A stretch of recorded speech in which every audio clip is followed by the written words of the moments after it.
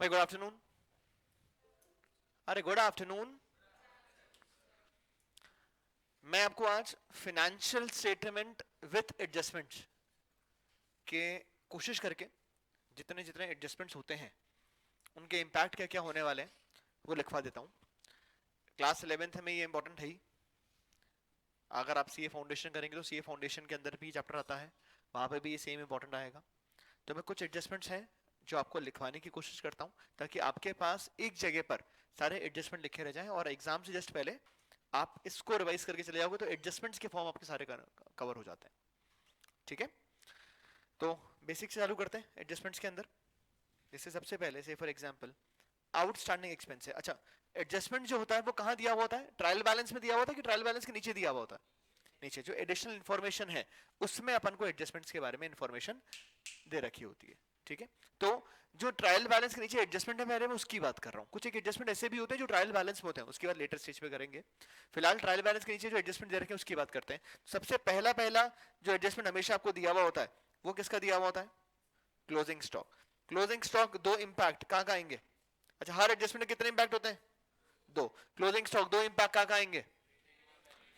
Trading और balance sheet. तो एक तो ट्रेडिंग अकाउंट में कहां पर आएगा? कौन सी साइड पे आएगा? Credit side. और बैलेंस शीट में कहां आएगा? असेट साइड पर। ठीक है क्या? अभी कई एडजस्टमेंट में ऐसा लिखा होता है क्लोजिंग स्टॉक का कॉस्ट 10,000, नेट रियलाइजेबल वैल्यू 8,000, या closing stock 10,000, net market price 8,000, ऐसा लिखा हुआ होता है। तो क्लोजिंग स्टॉक को किस में वैल्यू करते हो? किस में वैल्यू करोगे? एट कॉस्ट या एनआरवी नेट रियलाइजेबल वैल्यू या फिर market price, which ever is less. जो भी कम होगा उस पर वैल्यू किया जाएगा और वही अमाउंट दोनों जगह आ जाएगा। ओके है क्या? अरे एवरीवन। फिर नंबर 2, से फॉर एग्जांपल लिखा हुआ है आउटस्टैंडिंग, कोई भी आउटस्टैंडिंग के नाम का एक्सपेंस हो। It can be outstanding salary, it can be outstanding rent, it can be outstanding electricity, it can be any outstanding, it can be any outstanding. इसके दो इंपैक्ट कहां कहां जाएंगे भाई? डिपेंड करता है ट्रेडिंग या पीएनएल। मतलब वेजेस है तो ट्रेडिंग की बात हो गई, और सैलरी है तो पीएनएल की बात हो गई, रेंट है तो पीएनएल की बात हो गई। उसके अंदर डेबिट साइड में उस रिस्पेक्टिव एक्सपेंस में क्या हो जाएगा? ऐड हो जाएगा, हाँ या ना? और दूसरा इंपैक्ट कहां जाएगा? बैलेंस शीट में। बैलेंस शीट में कहां जाएगा? Liability side. आउटस्टैंडिंग आपका क्या होता है? लाइबिलिटी होता है। ठीक है क्या? जो भी रिस्पेक्टिव एक्सपेंस उसमें ऐड हो जाएगा। मतलब वेजेस है तो ट्रेडिंग अकाउंट में वेजेस में ऐड हो जाएगा, हाँ या ना? आउटस्टैंडिंग का मतलब क्या होता है? Due but not paid. Then we have prepaid. Prepaid again या तो ट्रेडिंग या पीएनएल में क्या होगा? डेबिट साइड पर क्या हो जाएगा? एक्सपेंस में से माइनस कर देंगे, क्योंकि इस साल का एक्सपेंस नहीं है। तो इस साल का एक्सपेंस नहीं है तो क्या कर दिया जाएगा? इसको माइनस कर दिया जाएगा। और दूसरा इंपैक्ट कहां जाएगा? बैलेंस शीट के अंदर असेट साइड। ठीक है क्या? प्रीपेड सैलरी, प्रीपेड रेंट, कुछ भी हो सकता है, प्रीपेड वेजेस भी हो सकता है। ठीक है, then accrued. Now accrued is a word which is generally used for income. किसके लिए इस्तेमाल करते हैं? इनकम के लिए। तो इनकम के लिए इस्तेमाल करते हैं तो एक इंपैक्ट तो कहां जाएगा? पीएनएल अकाउंट में, क्योंकि जनरली अक्रूड इनकम के ऊपर बात हो रही है तो इनकम सारी से पीएनएल अकाउंट में आती है। सिर्फ ट्रेडिंग में सिर्फ एक सेल की बात होती है इनकम के फॉर्म में। तो it can be accrued commission, it can be accrued interest, कुछ भी हो सकता है। तो कहां जाएगा पीएनएल अकाउंट में? कौन सी साइड पे? कौन सी साइड पे? क्रेडिट साइड पे। क्या हो जाएगा? उस रिस्पेक्टिव इनकम के अंदर क्या हो जाएगा? प्लस। भले ही मिला नहीं पर इनकम तो अभी की है। और दूसरा इंपैक्ट कहां जाएगा? बैलेंस शीट में कहां आएगा? Accrued is my asset, accrued is my asset. Next we have balance sheet में असेट साइड पर अक्रूड के नाम से आ जाएगा। Next we have is unearned, जिसको अपन रिसीव्ड इन एडवांस भी बोलते हैं। क्या बोलते हैं उसको? रिसीव्ड इन एडवांस भी बोलते हैं। तो अनअर्न्ड है, रिसीव्ड इन एडवांस है, दो इंपैक्ट क्या होंगे? पहला कहां जाएगा? पीएनएल अकाउंट में क्रेडिट साइड पर क्या होगा? उस रिस्पेक्टिव इनकम में से क्या कर देंगे? इसको माइनस कर देंगे, हाँ या ना? और अक्रूड सॉरी अनअर्न्ड या रिसीव्ड इन एडवांस क्या है हमारी? लाइबिलिटी, तो कहां जाएगा? बैलेंस शीट के अंदर, लाइबिलिटी साइड पे चला जाएगा। ठीक है क्या? हाँ या ना? कोई तकलीफ है क्या? देखो आप, क्योंकि अभी अपन कक्षा 11वीं खत्म कर लेंगे, तो आपको पता होना चाहिए कि 4 एडजस्टमेंट होते हैं: outstanding, prepaid, accrued, earned. Outstanding, prepaid are words used for expenses, and accrued unearned are the word used for income, income के लिए इस्तेमाल करता है। ठीक है क्या ये बात? अरे everyone, now say for example next we have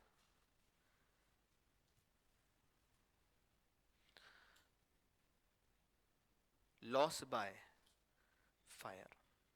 सबसे इंपॉर्टेंट एडजस्टमेंट के अंदर फॉर्म में आता है ये। लॉस बाय फायर के 2 केस बना लेता हूं, या 3 केस बना सकता हूं वैसे तो। पहला, कोई इंश्योरेंस नहीं। दूसरा, इंश्योरेंस एग्जिस्ट करता है। अब इसके अंदर भी मैं अलग अलग केस बना सकता हूं, अभी अलग अलग केसेस की बात करता हूं। अगर कोई इंश्योरेंस नहीं है तो पहले तो जर्नल एंट्री की बात करते हैं। जर्नल एंट्री से अगर आपको एडजस्टमेंट समझना है हमेशा, तो आप जर्नल एंट्री सोच लो। तो जर्नल एंट्री अगर आप सही सोच लोगे तो उसका इंपैक्ट आपको ऑटोमेटिक आ जाएगा। लॉस बाय फायर का जर्नल एंट्री अगर मैं पूछता हूं तो लॉस बाय फायर की जर्नल एंट्री क्या होगी? तो एंट्री क्या बनेगी? Loss by fire to purchase, this remains common whether insurance is there और whether insurance is not there. Insurance है कि इंश्योरेंस नहीं है, इससे फर्क नहीं पड़ता, ये तो कॉमन ही चलेगा। ठीक है क्या? हाँ या ना? तो इसका पहला इंपैक्ट तो क्या होने वाला है? हमेशा इसका ही पहला इंपैक्ट क्या होने वाला है? कौन से अकाउंट में आता है परचेज? कौन से अकाउंट में होता है? ट्रेडिंग। कौन से अकाउंट में होता है? तो ट्रेडिंग के परचेज में से जितना भी नुकसान हुआ है वो क्या हो जाएगा? माइनस। जितने का भी सामान जल के सुहा हुआ, जितने का भी सामान जल के सुहा हुआ, वो परचेज में से क्या कर दिया जाएगा? माइनस कर दिया जाएगा। ओके है क्या? प्लीज बोलो ना। तो चाहे इंश्योरेंस हो चाहे इंश्योरेंस नहीं हो, जितने का आग लग के सामान जल के सुहा हुआ है वो परचेज में से माइनस हो जाएगा। अभी अगर इंश्योरेंस नहीं है तो पूरा नुकसान है, तो पूरा नुकसान है तो उस केस के अंदर पीएल अकाउंट के अंदर डेबिट साइड में टू लॉस बाय फायर के नाम से आ जाएगा। ठीक है क्या? तो 2 इंपैक्ट हुए। पहला, परचेज में से माइनस कर दिया, और दूसरा, पीएल अकाउंट में जितना नुकसान हुआ वो पीएल अकाउंट में डेबिट साइड पे आ गया। ठीक है? मतलब मान लो 10,000 का सामान जला, 10,000 का सामान जल के सुहा हो गया, तो यहां पे भी 10,000 परचेज में से माइनस और यहां 10,000 पीएनएल में आ जाएगा। क्लैरिटी है क्या? हाँ या ना? अब सपोज करो इंश्योरेंस कंपनी से इंश्योरेंस करा रखा था और हमारे को फुल इंश्योरेंस क्लेम मिल गया। मतलब जितने का इंश्योरेंस, जितने का नुकसान हुआ वो पूरा पैसा कौन देने वाला है? इंश्योरेंस कंपनी ही देने वाली है। तो फुल इंश्योरेंस का क्लेम कहां जाएगा? फिर ये बैलेंस शीट के अंदर असेट साइड पे। कहां जाएगा? बैलेंस शीट में असेट साइड पे। देखो ये तो सेम है, ये तो कॉमन ही है। परचेज में से माइनस करना चाहिए हो चाहिए हो। यहां पर क्या हो गया? पीएल अकाउंट डेबिट साइड पे आ गया, और क्योंकि पूरा इंश्योरेंस कंपनी पैसा दे रही है तो फिर क्या होगा? परचेज में से माइनस और बैलेंस शीट के अंदर असेट साइड पर इंश्योरेंस का क्लेम। 10 का नुकसान, 10 इंश्योरेंस कंपनी दी, 10 परचेज में से माइनस और 10,000 बैलेंस शीट में असेट साइड इंश्योरेंस क्लेम या इंश्योरेंस कंपनी के नाम से लिख सकते हैं। ओके है क्या? अब एक के समझो जहां आपको पार्ट इंश्योरेंस क्लेम मिला है। पार्ट इंश्योरेंस क्लेम मिला है मतलब, पार्ट इंश्योरेंस क्लेम मिला है मतलब 10 का नुकसान हुआ, इंश्योरेंस कंपनी बोले हम तो 8,000 ही देंगे, हमारे साथ खाली कितने का नुकसान हुआ? 8। तो 10,000 तो परचेज में से माइनस, इंश्योरेंस क्लेम कितना मिल रहा है? 8,000 का। तो अगर पार्ट इंश्योरेंस क्लेम है, क्या है? अगर पार्ट इंश्योरेंस क्लेम है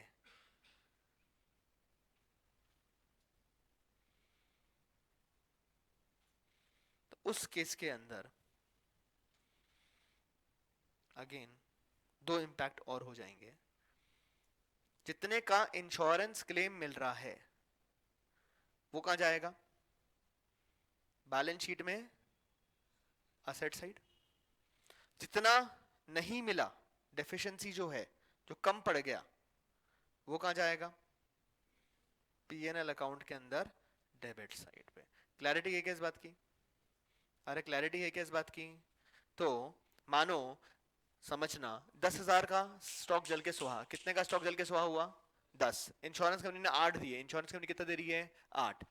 10,000 परचेज में से माइनस, इंश्योरेंस कंपनी कितना दे रही है? 8,000। तो बैलेंस शीट में असेट साइड पर कितना आ जाएगा? 8,000। और 2,000 का अल्टीमेट डेफिशिएंसी हो गया, 10 का नुकसान है, 8 इंश्योरेंस कंपनी से 2,000 रुपए कहां जाएंगे?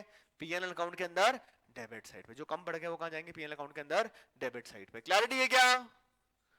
बोलो ना। अरे ओके है क्या एवरीवन? एवरीवन। तो एकमात्र ऐसा एडजस्टमेंट जिसके कितने इंपैक्ट हो रहे हैं?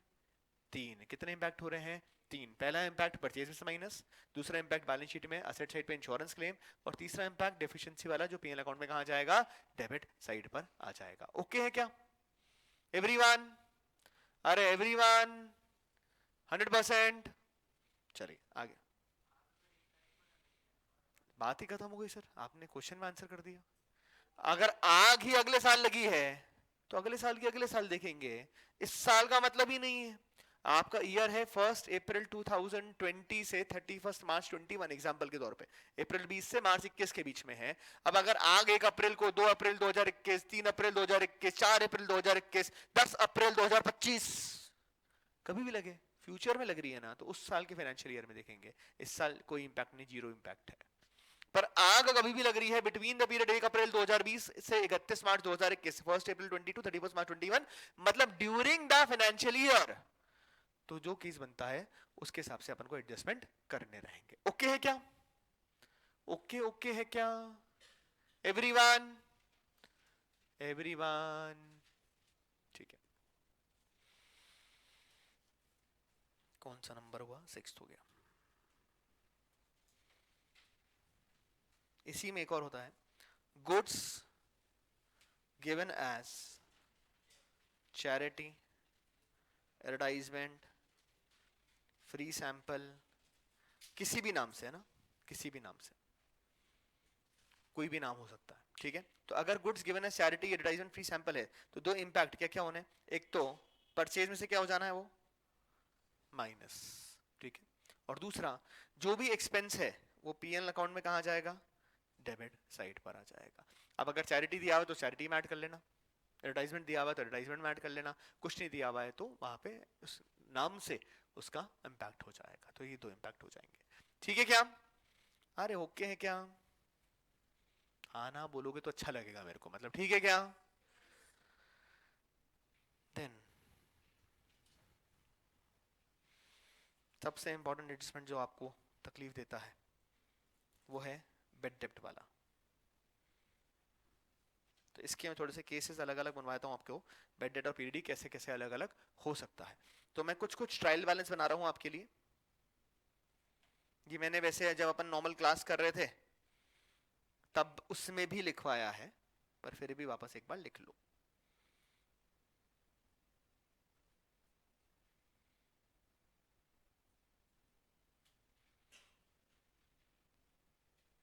तो मान लो एक दिया हुआ है डेटर 1,10,000, फिर लिखा है एक बेड डेप्ट 10,000, ठीक है। और कोई इंफॉर्मेशन फिलहाल नहीं है, तो ये तो ट्रायल बैलेंस में दिया हुआ है। तो जो चीज ट्रायल बैलेंस में दी हुई होती है उसे कितने इंपैक्ट होते हैं? और उससे कितने इंपैक्ट होते हैं? एक ही इंपैक्ट होता है, ठीक है।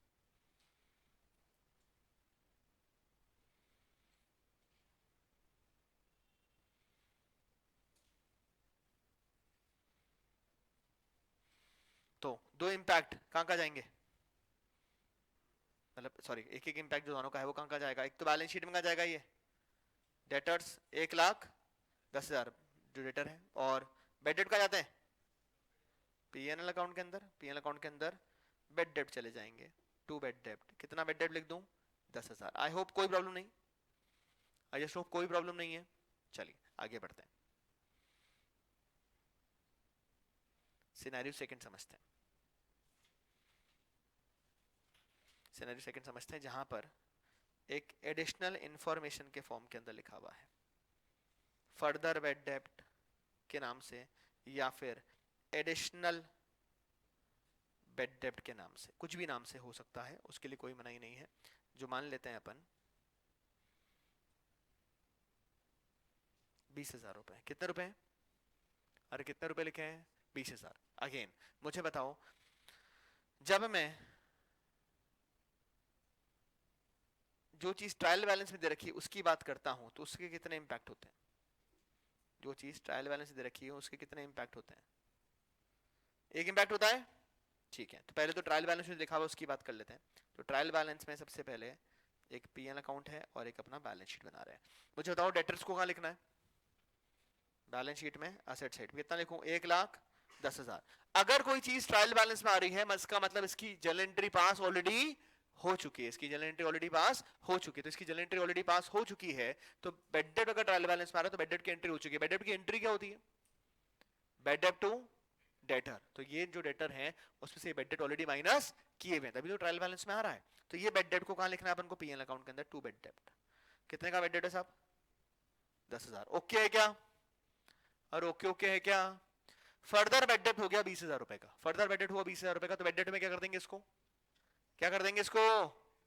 ऐड फर्दर बेड डेट। कितने का फर्दर बेड डेट है? 20,000। बेड डेट टू डेटर की एंट्री होती है, तो डेटर का बैलेंस क्या करना पड़ेगा इसमें से? माइनस। तो फर्दर बेड डेट कितना माइनस कर दूं? 20,000। डेटर कितने के बच गए? 90। और ये कितने का हो गया? 30। तो देखो इसके दो इंपैक्ट, क्योंकि एडिशनल इन्फॉर्मेशन इसके दो इंपैक्ट होंगे। इसके दो इंपैक्ट होंगे, तो एक तो ये रहा और दूसरा ये रहा। ठीक है क्या? अरे ठीक है क्या? अभी कुछ क्वेश्चन ऐसा हो सकता है जिसमें ये दिया हुआ ही नहीं है यहाँ पर और सीधा ये दिया हुआ है, तो फिर क्या होगा? यही बेड डेट हो जाएंगे या फर्दर बेड डेट हो जाएंगे, एक ही बात है। अरे यहाँ इसका नाम फर्दर या एडिशनल बेड डेट क्यों रखा गया है? टू डिस्टिंग्विश, ताकि आपको समझ में आए कि भाई एक बेड डेट ये है, इसका एक ही इंपैक्ट होगा, और जो एडिशनल और नए हुए हैं उसके दो इंपैक्ट होंगे, क्योंकि एडजस्टमेंट दे रखे हैं। भाई ये भी बेड डेट ही है, ये भी बेड डेट ही है। फर्क खाली क्या है? इसकी एंट्री एक हो चुकी है बेड डेट टू डेटर वाली, इसकी दोनों एंट्री होना बाकी है, बेड डेट टू डेटर भी होना बाकी है और पीएल टू बेड डेट भी होना बाकी है। ये यहाँ पर है, इसका मतलब पीएल में भी जाना बाकी है, तो ये पीएल में अपन ने लिख दिया। ये समझ में आता है क्या? देखो मेरी बातों का आंसर अगर करोगे, क्योंकि हर केस में अबाउट फर्दर या एडिशनल बेड डेट में बातें और होगी, इसलिए पूछ रहा हूं। तो ये बात समझ में आती है क्या? हाँ या ना? एवरीवन? अरे एवरीवन, क्योंकि मैं इसी में ऐड ऑन करता जाऊंगा। अभी मैं इसी के अंदर चीजों को ऐड ऑन करता जाऊंगा, इसलिए पूछ रहा हूं। ठीक है क्या ये? अरे ये ठीक है क्या? चलिए आगे केस पढ़ाते हैं। Case number C. ये तो इन्फॉर्मेशन जो थी वो तो भाई, इसके अलावा एक एडिशनल इन्फॉर्मेशन और अब आ जाएगी, जिसके अंदर मैं बोल रहा हूं कि क्वेश्चन कह रहा है पीडीडी बनाओ एट 10% ऑफ डेटर। पीडीडी क्या बनाने को बोला है? 10% ऑफ डेटर। तो यहां तक की कहानी सेम, डेटर बैलेंस शीट में asset side 1,10, bed date PL account के अंदर 10,000। फर्दर बेड डेट हुए तो दो इंपैक्ट होगा, इसमें ऐड कर दिया और डेटर में से क्या कर दिया? इसको माइनस कर दिया। ओके है क्या? बोलो ना।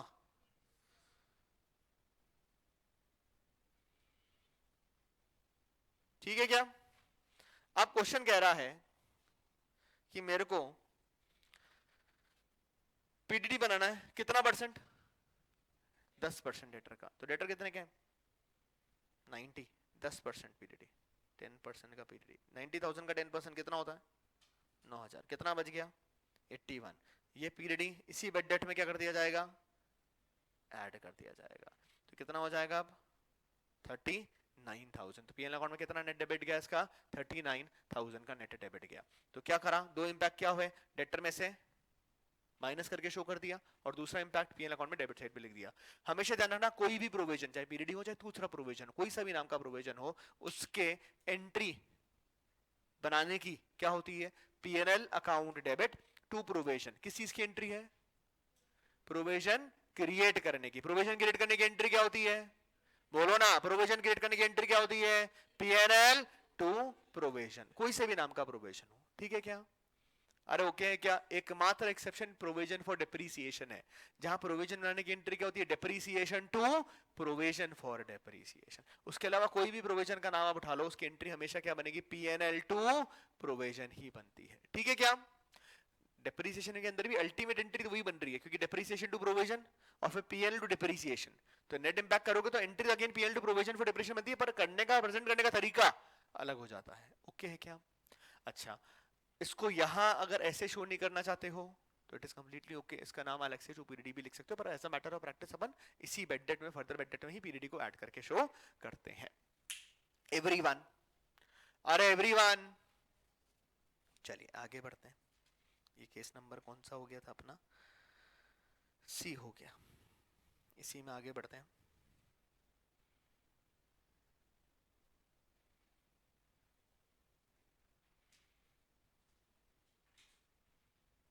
अब करेंगे केस नंबर डी।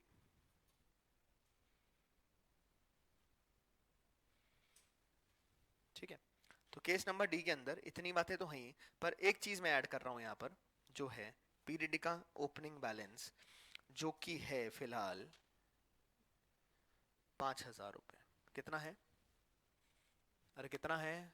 5,000। बाकी सब सेम, ये दो सेम, ये दो सेम। एक provision for return doubtful debt already PL account में मैंने, सॉरी ट्रायल बैलेंस में ऑलरेडी लिखा हुआ है।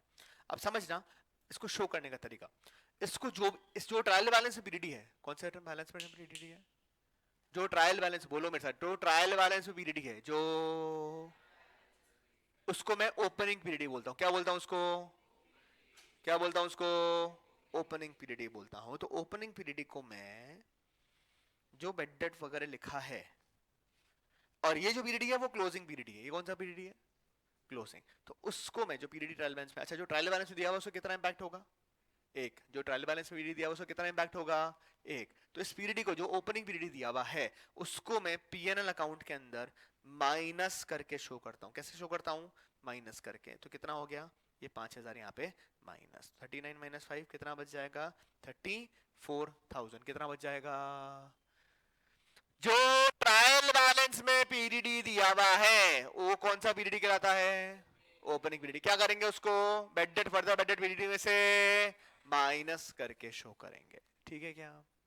अरे ओके है क्या सब लोग? पर सपोज करो किसी क्वेश्चन, अच्छा ये तो फर्क ही नहीं पड़ा, तो इसको तो ऐसे लिख देता हूं 81। सपोज करो कि कभी कोई क्वेश्चन ऐसा आ जाए जहां पर जो ओपनिंग पीरियड ट्रायल बैलेंस में दिया हुआ है वो बहुत बड़ा अमाउंट दिया हुआ है। कितना अमाउंट लिखा है? ये 75। कितना अमाउंट लिखा है?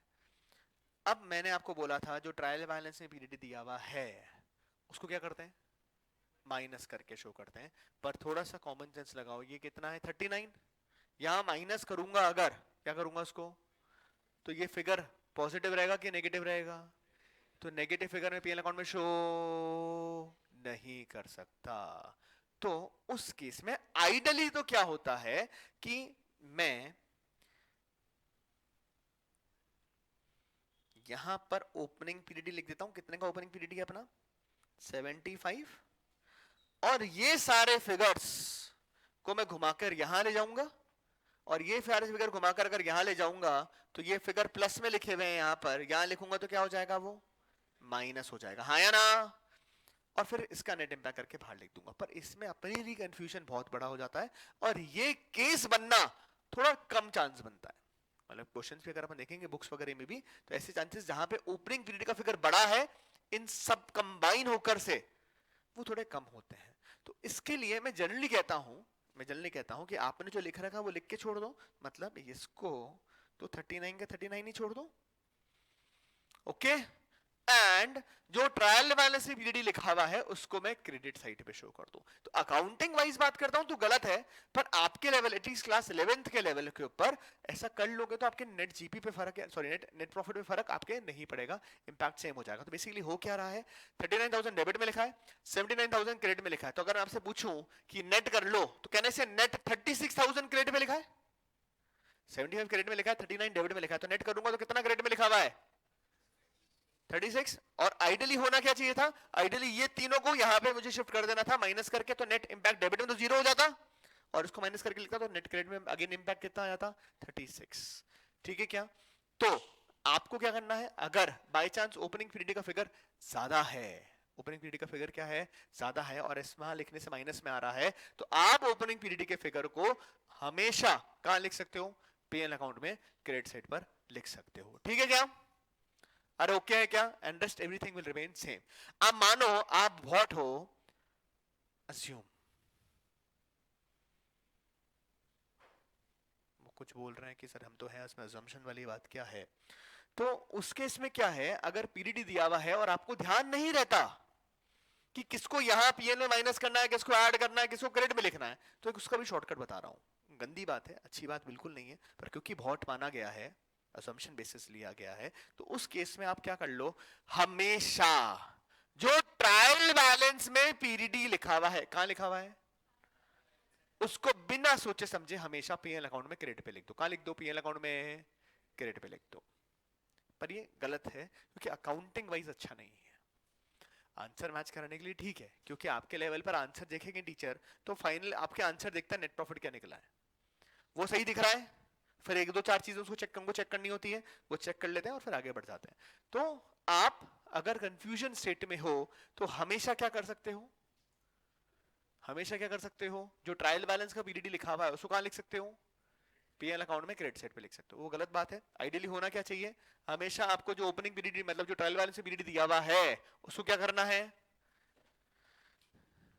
डेबिट में जो सारे लिख रहे हैं उसमें से क्या करना है, माइनस करके शो करना है. ठीक है क्या?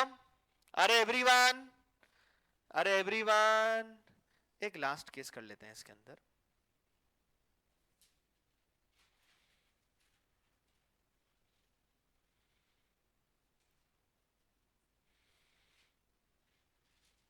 पीडीडी तो मान लेते हैं 4,000, नहीं 4,000 नहीं, 5,000 लिखा हुआ है, और एक एडिशनल एडजस्टमेंट और लिख रहा हूं, provision for discount on debtor at 10%. ठीक है, प्रोविजन फॉर डिस्काउंट डेटर बनाना कितना परसेंट, 10% का. तो उस केस के अंदर भाई debtor balance sheet asset side, bed date PL account में लिख दिया सबसे ऊपर, ओपनिंग पीडीडी यहां माइनस करके शो करना है ना, तो माइनस ओपनिंग पीडीडी 5,000. ठीक है ना, फर्दर बेड डेट 20,000, तो बेड डेट में ऐड कर दिए, डेटर में से माइनस कर दिए. फिर बोला पीडीडी बनाओ 10% ऑन डेटर, तो डेटर कितने के बच गए, 90,000, 10% बना दिया 9,000, 9,000, और यहां पर पीडीडी 9,000 रुपए का अपन ने ये ऐड कर दिया. ये करने पर डेटर कितने के बचे, डेटर कितने के बचे हैं, 81,000 के. तो डेटर 81,000 के बने हैं, उसी पर 10% प्रोविजन डिस्काउंट का बनेगा. किसका बनेगा, तो डिस्काउंट का प्रोविजन सबसे लास्ट में बनेगा. डिस्काउंट का प्रोविजन सबसे, अरे डिस्काउंट का प्रोविजन सबसे लास्ट बनेगा. 81,000 का 10% कितना होता है, 8100. तो ये कितना बच गया, 72,900. और ये 8100 प्रोविजन फॉर डिस्काउंट यहीं ऊपर बेड डेट के साथ क्या कर सकते हो, आप ऐड कर सकते हो. चाहो तो अलग से भी लिख सकते हो, कोई मनाही नहीं है. मैं जल्दी इसको ऐड करके ही लिखता हूं. ठीक है क्या? अरे ओके है क्या? कितना हो रहा है ये, ऐड करो ना.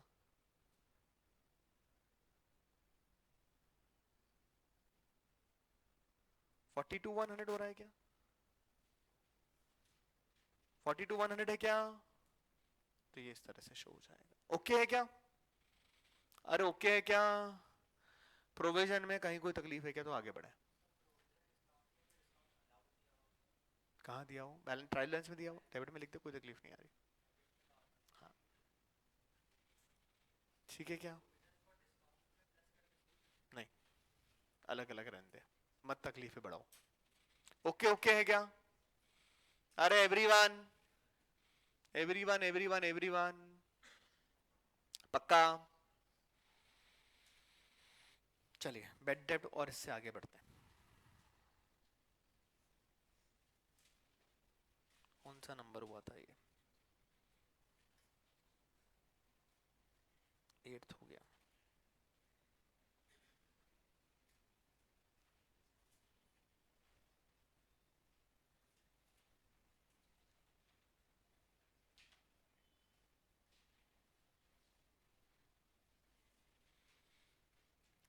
ट्रायल बैलेंस में अंदर जो एडजस्टमेंट उसकी बात कर रहा हूं.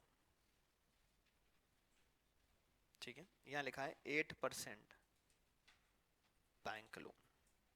ये बैंक का लोन क्या होता है, असेट होता है कि लायबिलिटी होता है, मान लो 1,00,000 रुपए लिखा हुआ है, ठीक है, और इसके अलावा कोई और इंफॉर्मेशन नहीं है, इसके अलावा और कोई इंफॉर्मेशन नहीं है, तो 1,00,000 रुपए का लोन पर आपको बाय डिफॉल्ट ये जो 8% है, क्या है 8% है, इस पर क्या निकालना पड़ेगा, इंटरेस्ट कैलकुलेट करना पड़ेगा। कुछ नहीं दे रखा तो मान लोगे कि ये लोन ईयर से स्टार्टिंग से चल रहा है, तो 1,00,000 का 8% कितना होता है 8,000, तो 8,000 इंटरेस्ट कैलकुलेट हुआ है, और कोई इंटरेस्ट के बारे में इंफॉर्मेशन ट्रायल बैलेंस में दी हुई नहीं है, ट्रायल बैलेंस में इंटरेस्ट के बारे में कोई इंफॉर्मेशन दी हुई नहीं है, तो फिर दो इंपैक्ट क्या होंगे, एक तो कहां जाएगा पीएल अकाउंट के अंदर डेबिट साइड पे इंटरेस्ट 1,00,000 का 8% 8,000, और दूसरा इंपैक्ट बैलेंस शीट में लाइबिलिटी साइड पर आउटस्टैंडिंग इंटरेस्ट के नाम से आ जाएगा 8,000 रुपए।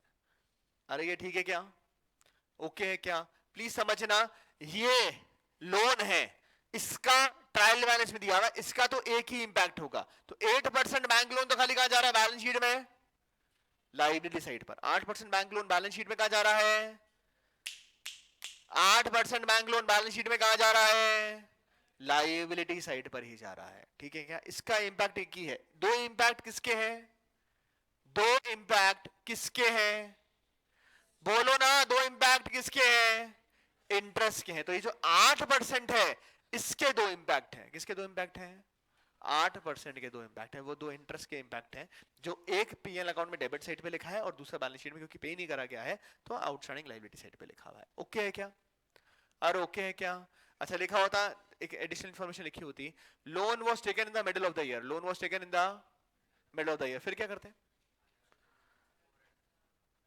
तो 6 महीने का इंटरेस्ट निकालते, 8,000 की जगह कितना हो जाता, 4, डेट दे रखी है तो डेट के हिसाब से इंटरेस्ट कैलकुलेट कर लो, हाँ या ना, ना सपोज करो इसी क्वेश्चन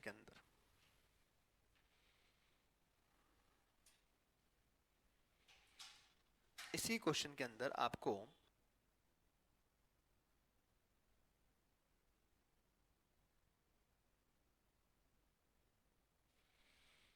एक इंटरेस्ट पेड या सिर्फ इंटरेस्ट के नाम से 3,000 लिखा होता, ठीक है क्या, आपने कैलकुलेट किया 1,00,000 का 8% कितना होता है, आपने कैलकुलेट किया 1,00,000 का 8% कितना होता है, बोलो ना यार, 8,000 ही कैलकुलेट किया आपने, हाँ या ना, ठीक है, तो पहले तो इंपैक्ट लिखते हैं, मुझे बताओ 8% बैंक लोन कहां लिखूं,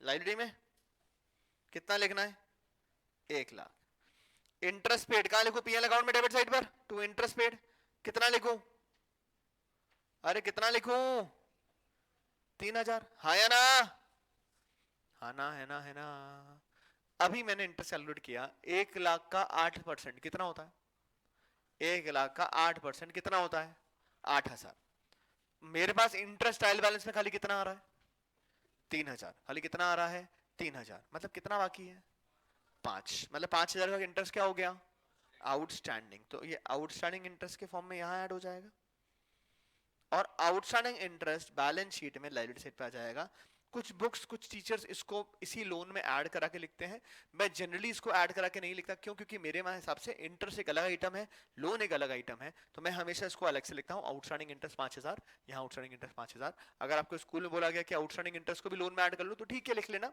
फंडामेंटली मेरे को गलत क्यों लगता है उसके बाद कर लेता हूँ, क्योंकि नेक्स्ट ईयर जब आप देखता हूँ अगर ऐड करके लिखता हूँ तो लोन का अमाउंट उससे 1,00,000 से 1,05,000 दिखेगा, मतलब इंटरेस्ट कैलकुलेशन 1,05,000 होनी पड़ जाएगी, जो फंडामेंटली गलत हो गया, आपको इंटरेस्ट खाली किस पे देना होता है, लोन पे देना होता है, ठीक है, तो ये हो गया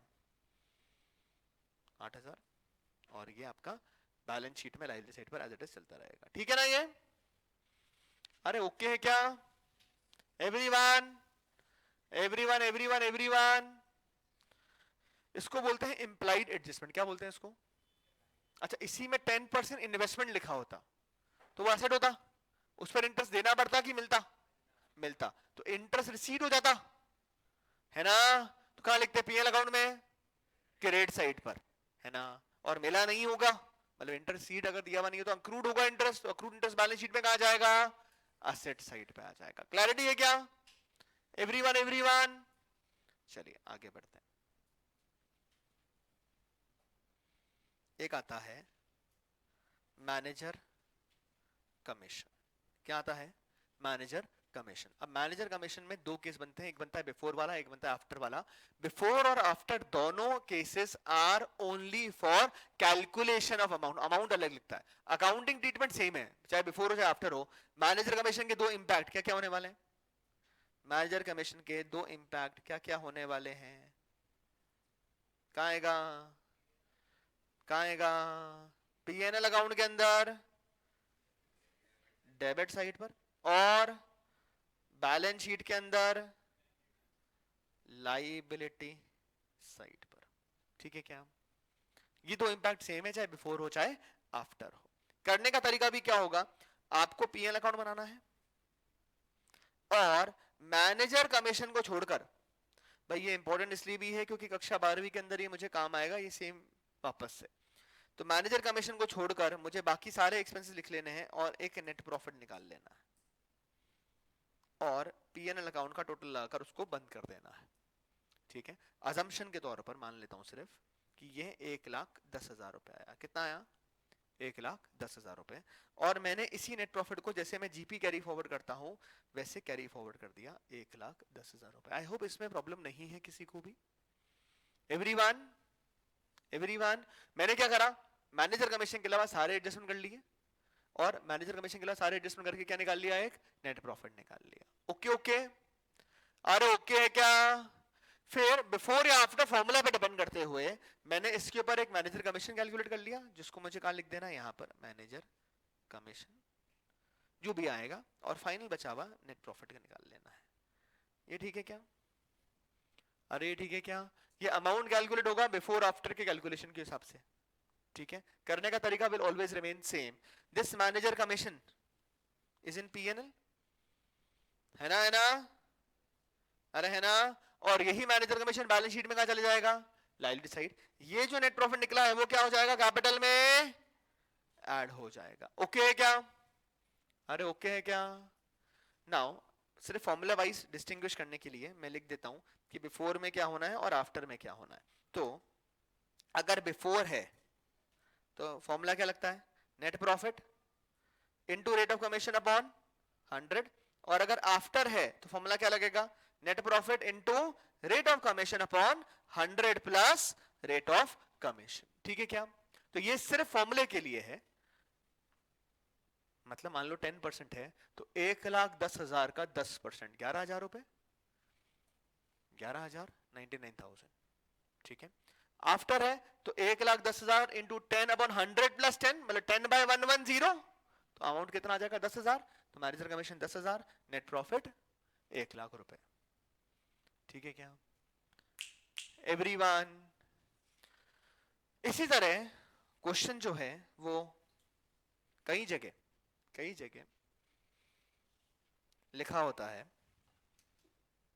transfer 10% of net profit to general. अच्छा एक क्वेश्चन का आंसर करो उसके पहले, सपोज करो मैनेजर कमीशन के ऊपर बात हो रही है और नेट प्रॉफिट की जगह नेट लॉस आ गया, तो मैनेजर कमीशन क्या करोगे, कुछ नहीं, कुछ करने की जरूरत ही नहीं है, कुछ भी करने की जरूरत नहीं है। नाउ से फॉर एग्जांपल लिखा है transfer 10% of net profit to general reserve, तो आपको अगेन जैसा अपन ने मैनेजर कमीशन में किया था ना वैसा सेम करना है। पीएल अकाउंट बनाया, सारे एडजस्टमेंट कर लिए जनरल रिजर्व को छोड़कर, और एक नेट प्रॉफिट निकाल लिया, इसको बंद कर दिया, नेट प्रॉफिट निकाला, कैरी फॉरवर्ड कर दिया, और इस नेट प्रॉफिट के ऊपर जो अमाउंट निकलेगा उसको लिख दोगे टू जनरल रिजर्व, और फिर जो फाइनल अमाउंट निकल जाएगा वो टू नेट प्रॉफिट के फॉर्म में आ जाएगा। ठीक है, जैसे मैनेजर कमीशन किया था ना ऊपर, सेम वैसा ही, सेम वैसा ही। ठीक है क्या बेटा, कैलकुलेशन ऑफ नेट प्रॉफिट कैसे निकालेगा, तो उसको अलग से तो निकालेगा, मतलब यहां नहीं निकाल कर तो उसको अलग से रफ में निकालेगा, निकालना तो पड़ेगा, तो उससे चाहिए निकाल के रख ले, चेक करने में भी काम आ जाएगा।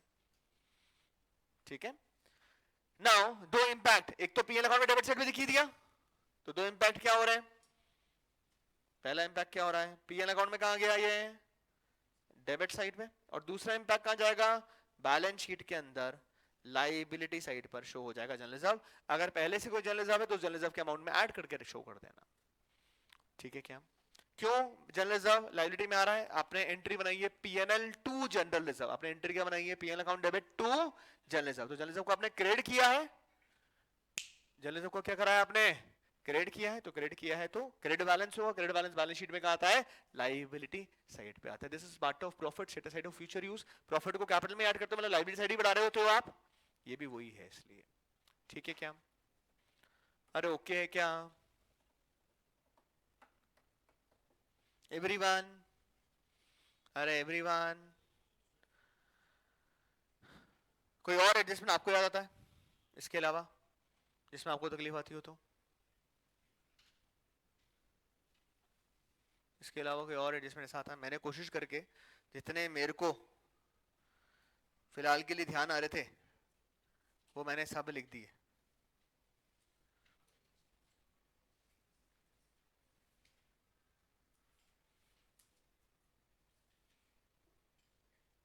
इसके अलावा अगर आपको कोई ध्यान आता है तो आप पूछ सकते हो।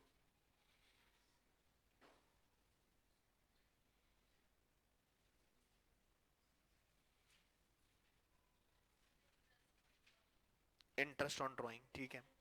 Same same same, interest on drawing, interest on capital, ठीक है। तो एक है अपना इंटरेस्ट ऑन कैपिटल। एक तो बात तो हमेशा ध्यान रखना, कैलकुलेशन ऑफ इंटरेस्ट जो है it will always be calculated on capital given in trial balance. जो ट्रायल बैलेंस में आपको कैपिटल दे रखी होती है उसी पर ही ये कैलकुलेट होगा। अपन क्लास 12th में आकर एक कंसेप्ट पढ़ेंगे, interest on capital is always given on opening capital. कौन सा कैपिटल पे दिया होता है? ओपनिंग कैपिटल लिखा होता है। तो ओपनिंग कैपिटल मतलब जो ट्रायल बैलेंस में कैपिटल दिया हुआ है उसके ऊपर बात हो रही है, ठीक है क्या? अरे ओके है क्या? तो हमेशा कौन सी कैपिटल पे कैलकुलेट होगा? ट्रायल बैलेंस में। दो इंपैक्ट की बात करता हूं, अगर मुझे बताओ इंटरेस्ट ऑन कैपिटल कौन किसे दे रहा है? ओनर बिजनेस को, बिजनेस ओनर को? अरे कौन किसको दे रहा है? बिजनेस ओनर को, ओनर बिजनेस को। तो बिजनेस ओनर को बिजनेस के लिए क्या है? एक्सपेंस। एक्सपेंस तो कहां आएगा?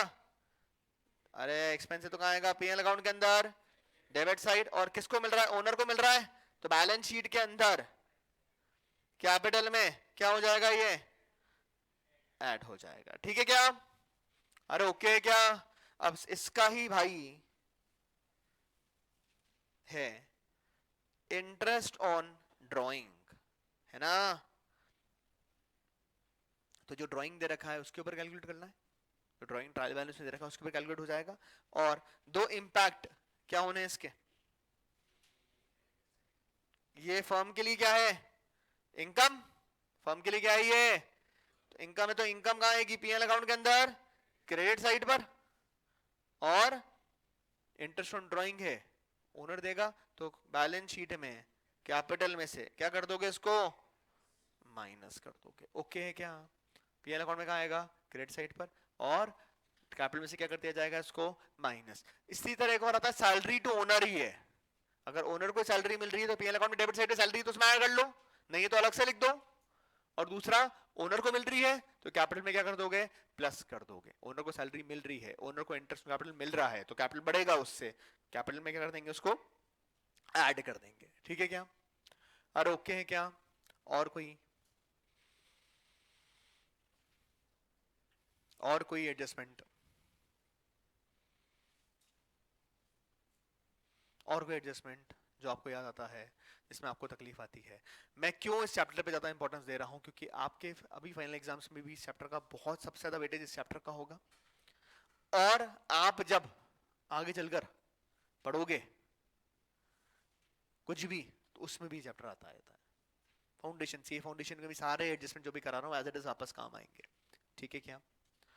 एक वैसे अपने सिलेबस का पार्ट नहीं है, कुछ स्कूलों में पूछ लेते हैं कई बार, इच्छा रहती है उनकी इसलिए। तो एक होता है good send on approval basis.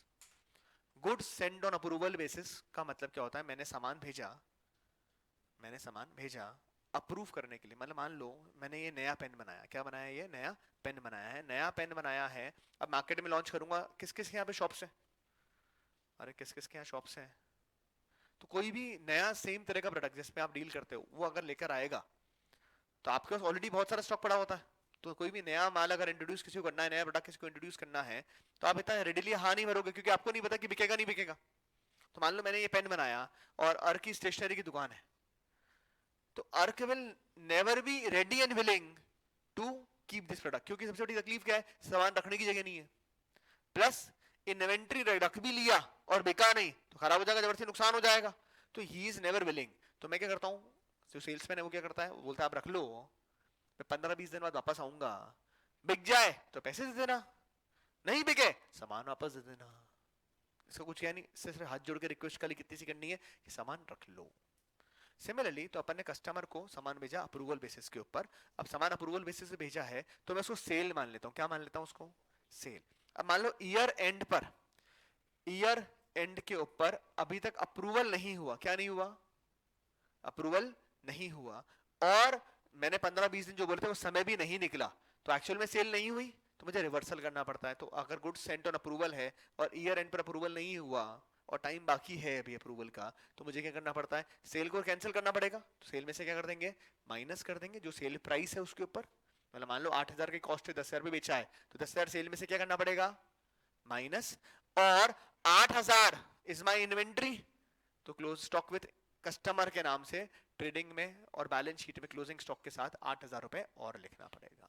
ठीक है क्या, जो कॉस्ट ऑफ इन्वेंट्री है वो क्लोजिंग स्टॉक में ऐड होती है, तो ट्रेडिंग में क्रेडिट साइड पर भी और बैलेंस शीट में भी एसेट साइड पर 8,000 और 10,000 रुपए का जो सेल है वो सेल में से क्या करना पड़ता है, माइनस करना पड़ता है। ठीक है, मेजॉरिटी में नहीं पूछेंगे पर अगर एक आधी किसी स्कूल में ऐसी बात हो जाती है तो पूछ लेते हैं। ठीक है क्या, ओके है क्या, और कोई चीज, बेड डेट रिटर्न ऑफ, फिर